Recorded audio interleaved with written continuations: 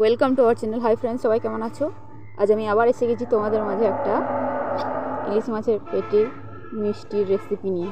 প্রথমেই নিয়ে নিচ্ছি 1 চামচ আতপ চালের গুঁড়ো আর 1 চামচ গুঁড়ো দুধ আর পরিমাণ মতো লবণ আর কিছুটা সরিষার তেল।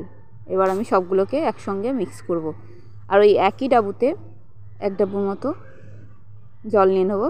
দেখো আমি একই ডাবুতেই নিয়েছি। এবার এটা যেহেতু গুঁড়ো দুধ দেওয়া আছে তাই এটা খুব সুন্দর মিক্স হয়ে যাবে। দেখো একদম এরকম ব্যাটারটা হবে। আস্তে আস্তে এটাকে শক্ত করে নেব, এইভাবে ফাটতে ফাটতে শক্ত করে নেব। দেখো আমার শক্ত হয়ে গেছে। অনেক মালিশ দিতে হবে এইভাবে। দেখো এরকম ঠিক সফট হবে। এবার আমি মিষ্টিগুলো বানিয়ে নিচ্ছি। হাতে একটু তেল দিয়ে নিয়েছি, দিয়ে আমি বানাচ্ছি। আর তোমাদেরকে কিছু কথা বলে নিই, যারা আমার চ্যানেলে নতুন আছো তারা অবশ্যই আমার চ্যানেলটাকে সাবস্ক্রাইব করে বেল আইকনটা প্রেস করে দেবে। আর যারা আমার সাবস্ক্রাইবার আছো তারা অবশ্যই লাইক কমেন্ট শেয়ার করবে, কমেন্ট করবে। ভালো লাগে কমেন্ট করলে অনেক।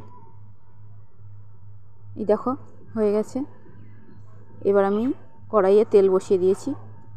এবারে ইলিশ মাছের পেটিগুলো ভেজে নেব।